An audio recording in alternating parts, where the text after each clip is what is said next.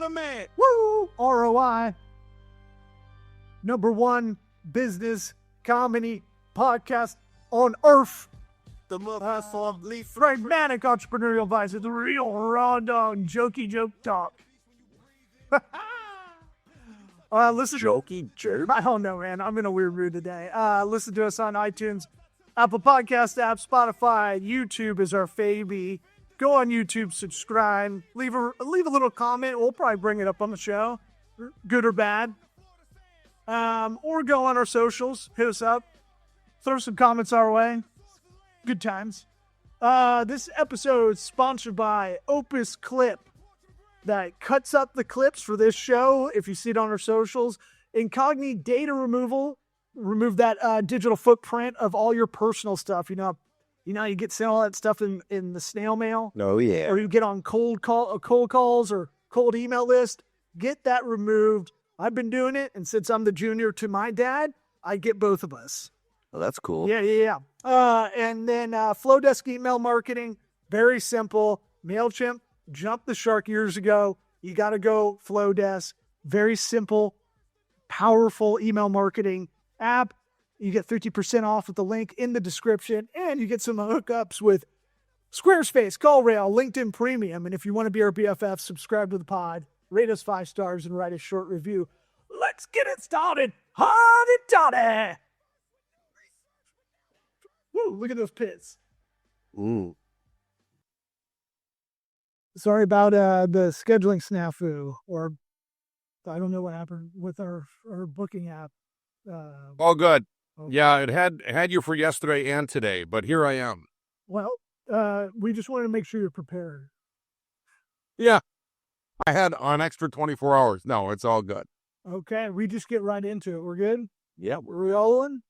Absolutely. All right, to get our guests kind of warmed up to the audience, we kind of do a lightning round of questions. Are you ready for some quick fire questions, quick fire answers? We'll give it a run. All right. I got one. What's in the cup you were just drinking? This is electrolytes. Oh, okay. Yep, and I just had my my Maui Nui venison stick for protein, so it's protein and electrolytes. It's what we do, man. Well, I see guy here Venison sticks. wearing a blazer on the show.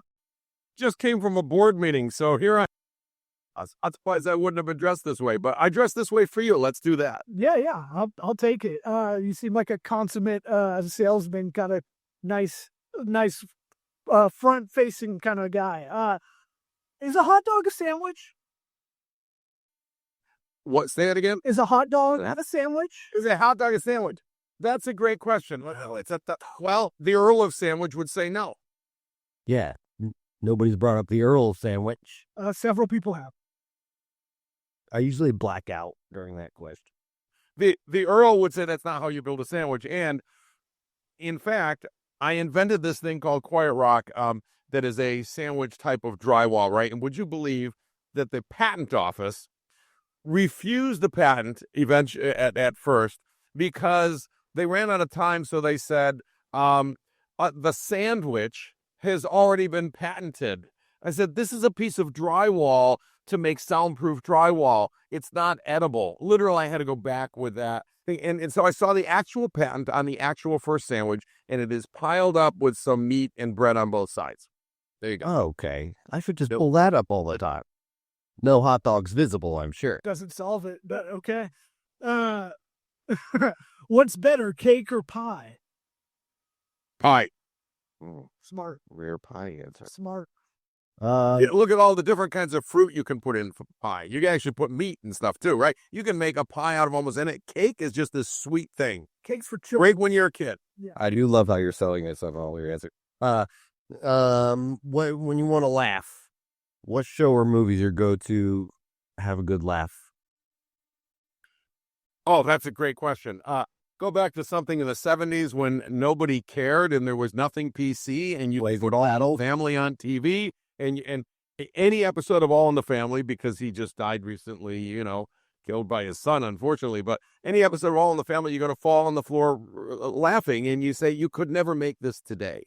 And yet it's ridiculously funny. I was a big Bye Bye Love fan with Rob Reiner because it was on HBO. This up all the time. Never heard of it. It was the divorce movie with Paul Reiser, and Okay. they really got a Romer. Yeah. What? When did you lose your virginity? Yeah. I don't know if I remember, but I was young. Wow. Good for him. I wasn't 10, but I wasn't 20. How about that? We'll infer that you got it in. Does good with the Yeah, you do well. You're a dapper man. Unstoppable force or immovable object? Oh, unstoppable force. There are no immovable objects. I don't think. Yeah, I don't hear not a lot of people answer a movable object because that's a Defensive. Yeah. Yeah, but I mean, It's a sword and shield dilemma. I know, but I don't think anybody ever answers that.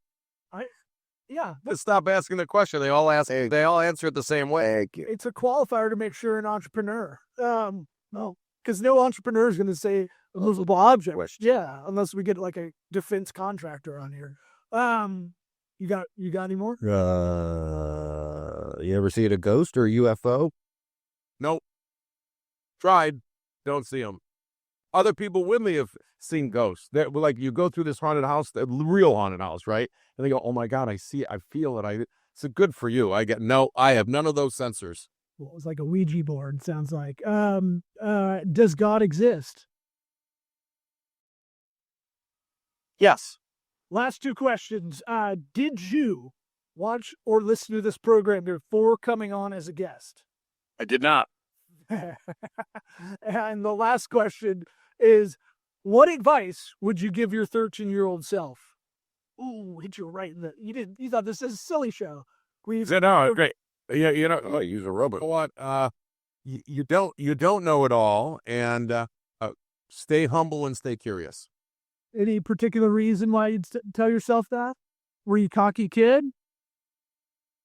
Well, here's the thing. As any of us come up through a certain age, you remember when you were graduating high school and you thought you were at the top of the world and you knew everything. I mean, most kids do at that age. And then you get into college, you go, "Oh my God, I don't know anything."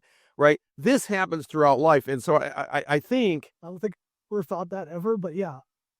Yeah, I mean, I really think if instead you say, "I want to be curious because I don't know everything, and there's more to learn every day from the people around me." The more curious you are, the more you learn. The more you learn, the more you can do, the more you can impact. And so I think you don't realize that as a teenager, but you really get to realize it as you get older. If you're open to it, right? So that's stay curious, stay humble. Yeah. I tell that to my kids all the time. Anybody who says they know it all, they don't know nothing. Then the older I get, the less I know. Well, you've earned yourself a plug, sir. Tell the audience and us a little bio and where to find you, call to action, all that stuff. Sure. KevinSurace.com is my website. I do a lot of things, but these days, keynote speaker 40, 50 times a year around the world, mostly on AI and some on my upcoming book called The Joy Success Cycle. Those are the two big topics these days. But AI has been the big topic. As you probably look at my background, I'm the father of the virtual assistant. So everybody wants to talk about what's happening in AI. How's it going to impact my business? How can I use it? So it's a great time. 94 patents? 95. Wow. What's the latest? Added one. Another AI patent.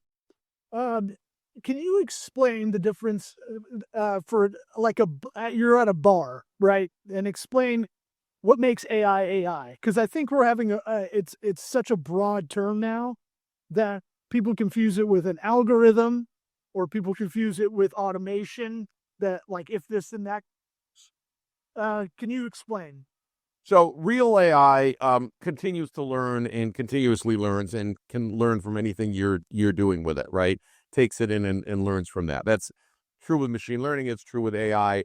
I have always said for 20 years, right? The term AI is much more of a marketing term, or much more of a term that if that's how you see it.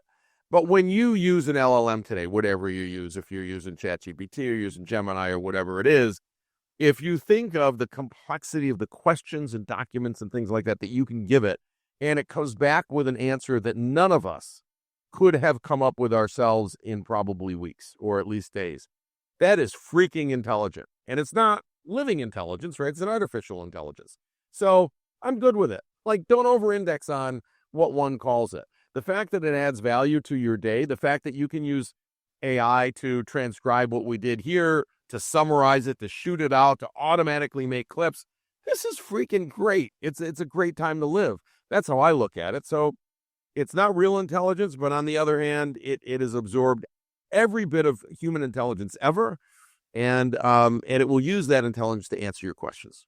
Yeah, I also say with the LLMs specifically, remember when Google, you could ask it a question before it got saturated in the SEO game, you could find the answer pretty quickly, and it felt pretty confident that was the correct answer. Now it's really tough to do because you'll get like WebMD is kind of like the worst at it back in the day. You're like, oh, I have cancer, whatever you put in. Well, now it's like ChatGPT is defaulted for to a search engine that gives you a straight answer. Right. I without all the ads. Sources when you give me the answer, but I have it trained for that. But like, what do manatees eat?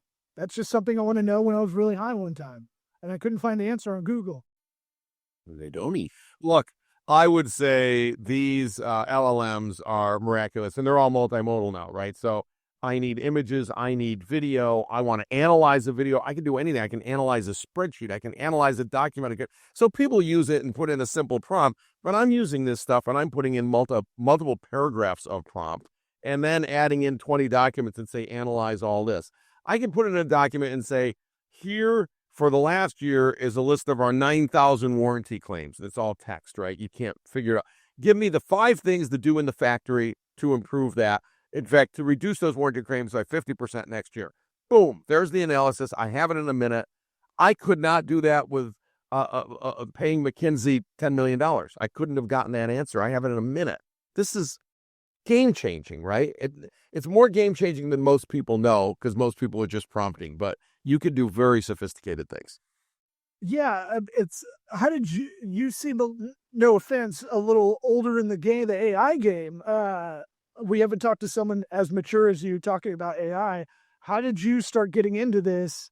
You are the father of the virtual assistant. So that's right. In the late 90s, the phone, cell phone, flip phones, Motorola flip phones, and the internet were both coming of age. In fact, both came out around 1995. And all of a sudden we had internet, which meant we had some calendar and some email and a phone. But you couldn't get any of it unless you were at your desk. And so I said, hang on, how about we use voice and we can access this information from our car? So when we're driving in the car, I can just talk to my virtual assistant, my AI assistant, and she will read me my email and she will handle my calendaring for me, etc., and get me my stock quotes and all of that. So that's what we developed. It was called Portico. We had all the seminal patents in the industry, a company called General Magic. And I led the team that developed that. And so I've been involved in AI ever since. But that's what's called applied AI. The AI we had at the time was a much simpler technology called hidden Markov models. But those models could learn every time someone spoke to it. It could learn and it could be supervised and could be improved. And that was the beginning of the virtual assistant. And Siri was based on that. And in fact, on those patents and licensed those patents. Same with Alexa. Everything we have today was based on that work in the late 90s. So I had to be old enough to work in the late 90s to invent it in the late 90s, to be standing here saying, I invented it. Yeah. Whoa. I mean, that's a framework building block. That's serious. I mean, you basically created voice recognition and translation. Is that what happened? I mean, was it accessibility reasons? Because I remember Microsoft in the late 90s had this commercial where it was doing the tone. Yeah, I remember that. Text, and we're like, yes. That was speech to text. So look, text to speech and speech to text existed. Some voice recognition existed, but what never exists is the ability to actually interact with something that was human-like, right? So we created a conversational interface using all those technologies behind the scenes, right? And built an entire operations center to handle those conversational interfaces. So today we have a conversational interchange with, say, a Siri or an Alexa, and And they're not perfect, but they're getting better. But we had to have a full conversation. Hey, get me my email. Okay, would you like your first email? Yeah, that's the one. Okay, there's an email here from Jim. This is what, etc. And you'd have a full conversational kind of a thing. That was mind-blowing in 1998. Unheard of. Yeah. And I would demo this on stage and people would go, WTF, right? Like, what the heck? You can cuss on this show. I mean, Right. we actually, We encourage you encourage it, yeah. It sounds like the technologies piggyback off each other, right?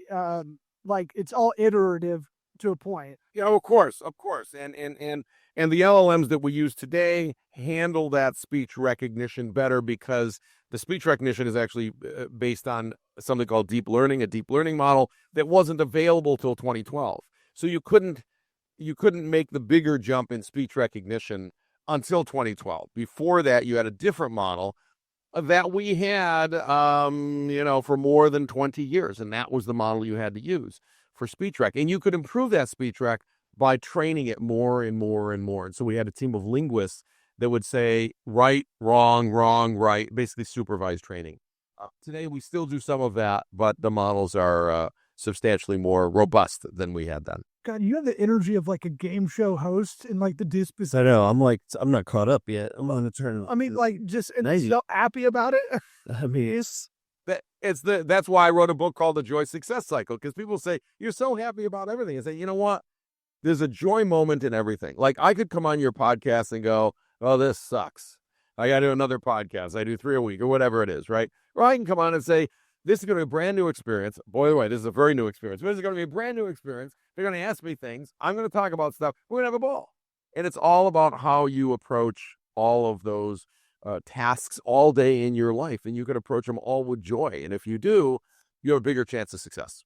I mean, the world needs more people like you for sure. There's just so many people that it's just like, this sucks. And like the speaking it out loud, like, fuck my life.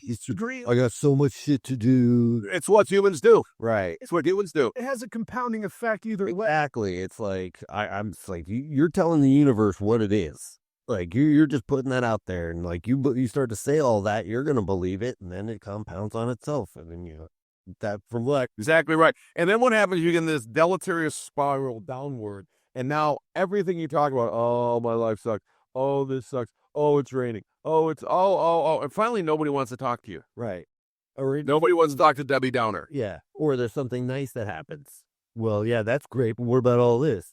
It's like, what are you writing out of? That's right. It's great. What about all this? So I look at everything with joy. Everything has a joy moment, right? Joy fuels sustainable success. That's kind of the mantra of the book, right? It is. That's right. Is it, how do you deal with like kind of the hedonistic treadmill of all that, right? Because you're getting to a certain point, you get to your goals. Sometimes people get up there and they talk about, this is why we see like celebrities kind of crash and burn out, because they get to the highest point and they go, this is it. And then they got nothing else going. How do you move the goal, the first down marker? Well, you have to move the marker, right? I mean, what you consider success when you're 18 is like graduating high school, right? What you consider success a few years later is getting good grades in college and maybe getting out of college or going to trade school or whatever it is, right? Or going to a job. So the success point has to change. And so, one of the things we talk about in the book is your success for you at any moment in time. It might be family, it might be friends, it might be work, it might be money, it might be a podcast, it might be whatever. And you've got to keep setting that in a way that gives you an opportunity, a place to go, and a sense of purpose. And a sense of purpose is a big source of joy, by the way. You cannot get up and say, I actually have no sense of purpose at all. That's a bad place to be. You got to go find your sense of purpose, or else you can't have joy. How could you, right? How do you instruct people to go find that? Go do shrooms in the woods is our advice. Yes, that will find some. Everyone has a sense of purpose. That doesn't mean everyone is special. We are all different, right? And partly, we all think, oh, I'm so special because, no, you're not. You're one of 8 billion people. And if you're in the U.S., already you're kind of special because things are probably better for you than they are for most of the people in the world. And you should realize that, right? But you got to get up and say, what is my sense of purpose? Now, again, your sense of purpose could be family. By the way, it could be religion.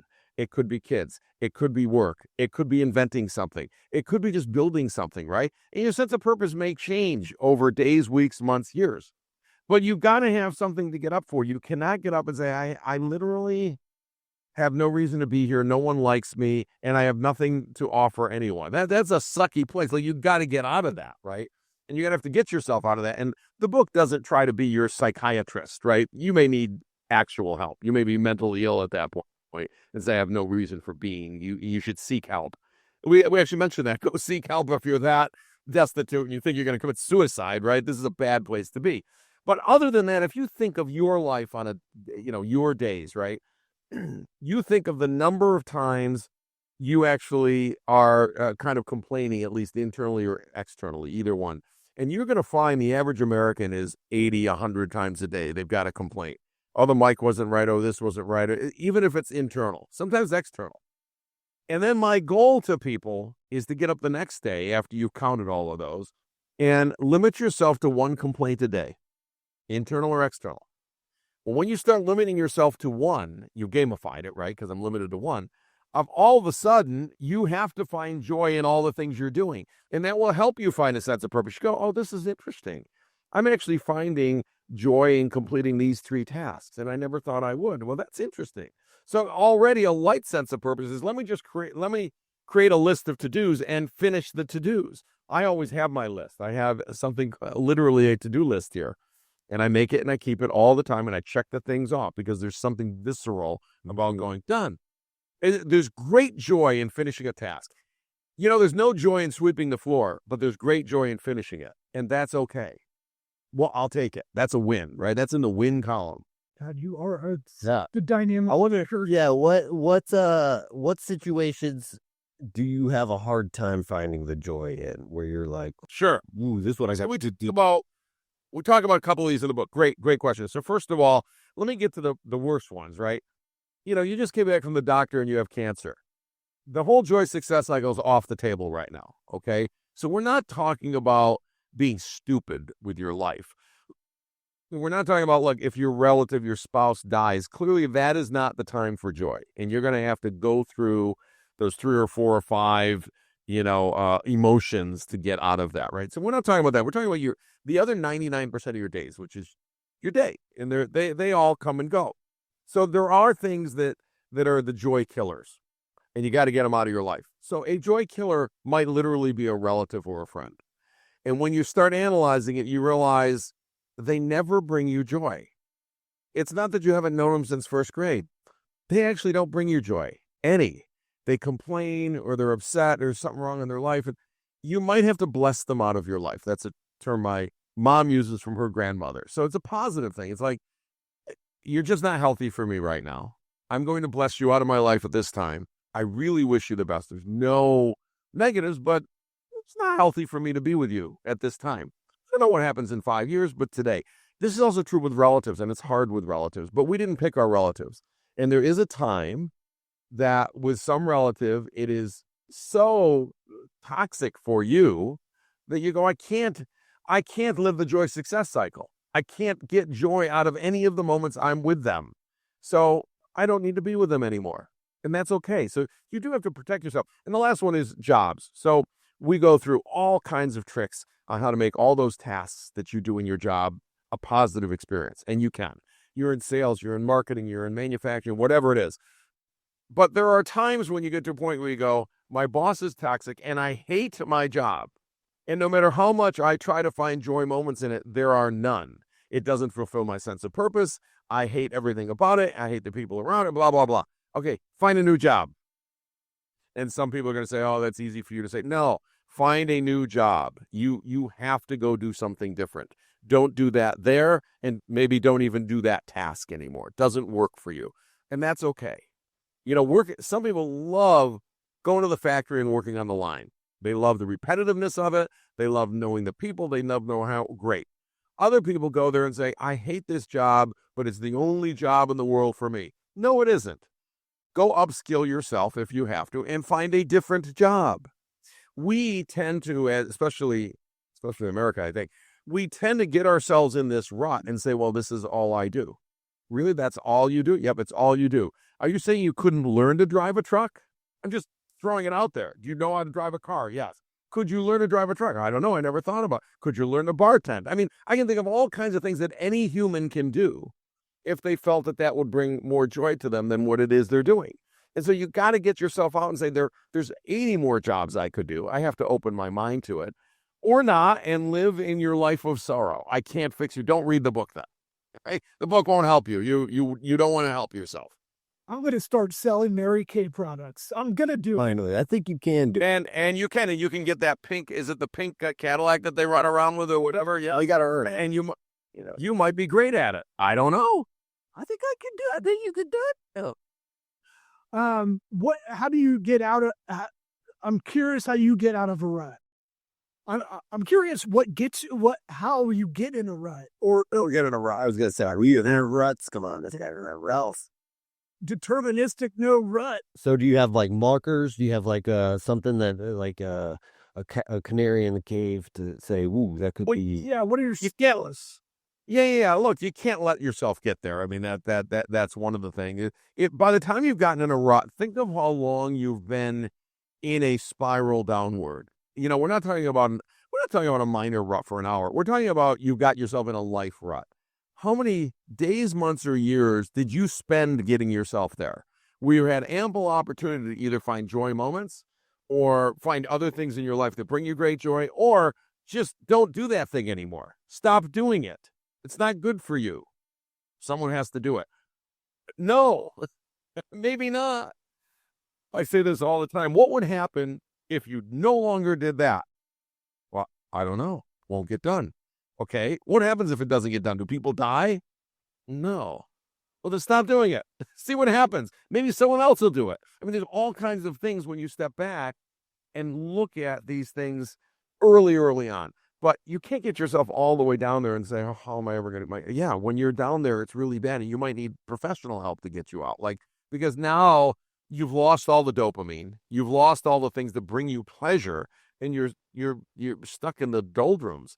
That's hard to get out of without professional help. You need a third party or me to come or read my book and say, just do this. Stop doing that. Because in the rut, what are you doing? What got you in the rut is you started complaining. And ultimately, you're in the rut and you're complaining about everything. You're complaining about your boss. You're complaining about your work. You're complaining about your family. Really? Is everything in your life bad? You're seeing it through that lens. I grant you that, right? But it's probably not as bad as you think. And all you have to do is fly to some sub-Saharan African country with no disrespect to the people there. Get off of whatever you got, the bus, the plane, whatever. Walk around one of those villages.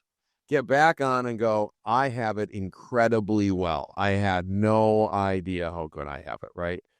Here's another thing. Sam Kenneth. You want to know what gets you in the rut? Another thing. Another thing that gets you in a rut is comparison. Yeah. Don't compare yourself to your neighbor. Comparison's the thief of joy. Is the thief of joy. It's in the book. I stole that one, but comparison is the thief of joy. Because, of course, there's always someone richer, smarter, faster, better, whatever. No matter what you do, there's someone better than you. And if they're not today, they will be soon. In any sport, someone comes along and they're better, right? In any job, someone comes along and they're better. There's always the neighbor down the street that has twice as much money. Let it go. They had a whole different background to get there. You can't compare your life story to theirs. Theirs is what it is and yours is what it is. Don't compare because you won't have any joy in doing that. Yeah, and there's no there's no one that's got the same variables you have one-to-one that you can get a real detailed analysis. Right.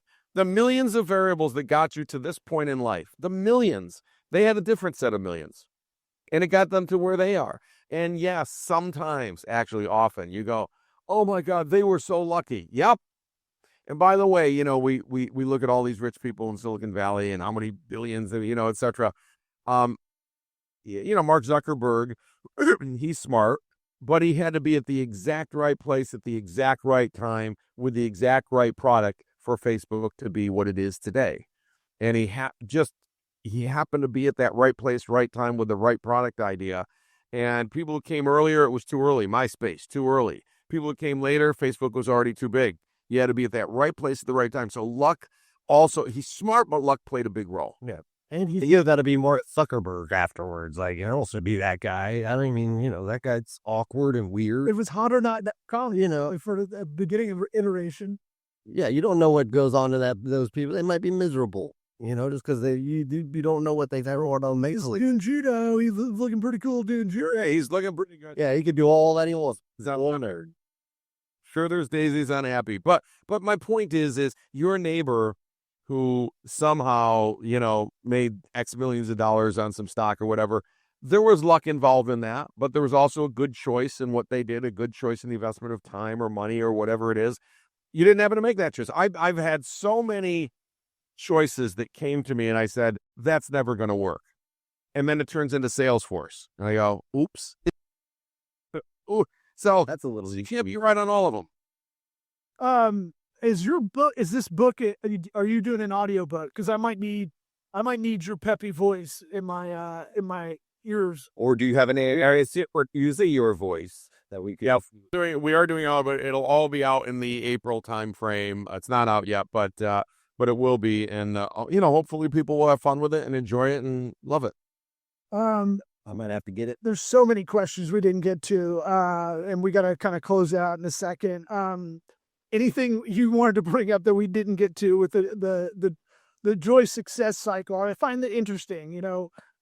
People would call it a flywheel probably instead of a cycle because it would give a hamster kind of wheel vibe. But I'm interested why it's a cycle. It's a cycle because joy does create success.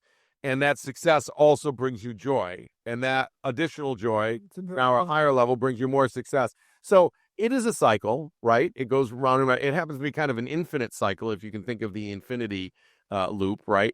It's also a hamster wheel. There's no question.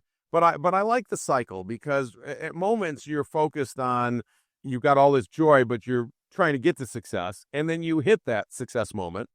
And that success moment does bring you some joy, and you get to go out to dinner and you go whatever. And then you're back with more joy and you've got another set of success. And so, these feed on each other if you let them. Well, yeah. Well, I was looking at a cycle as something bad. You're not looking at the joy of the cycle. No, I'm just saying. I see the cycle as sustainable, something that's like there for you. There's a pejorative and a positive. I'm just saying, like, when most people talk about kind of, you could go either way with it. I'm just saying, some people say I'm in a cycle of just going back to what's the definition of crazy, right? Is getting back. Doing the same thing over and over again that didn't work. So it can go either way. Yeah. You're a music director and percussionist. Is there anything you don't do? Is that football? No good. Okay. Wasn't built for it. What do you think about AI in the music industry and all that? Great. You brought. Are you a conductor by any chance? Do any of that? I am a conductor. Yes. Really? Really? Yes. Yeah. You got a steady hand? It's nice, smooth. Are you really doing they actually doing anything up there? Or are you just kind of waving your hands around? Are you actually serious? No, I am doing real things, but okay. But my one is the one because I'm a percussionist. So because I'm a drummer, it's like one is one and I'm hitting one. Right. That's what people like about it. The rest of it's for show. But that one is the one. Okay, music. So I'm using AI in music a lot. I'm getting to demos very much more quickly. I don't put in 3-word prompt and hope for the best. I am working on the lyrics. I'm working on a melody. I am editing this thing to death. I'm doing stem separation, MIDI export, note generation. I mean, all kinds of work.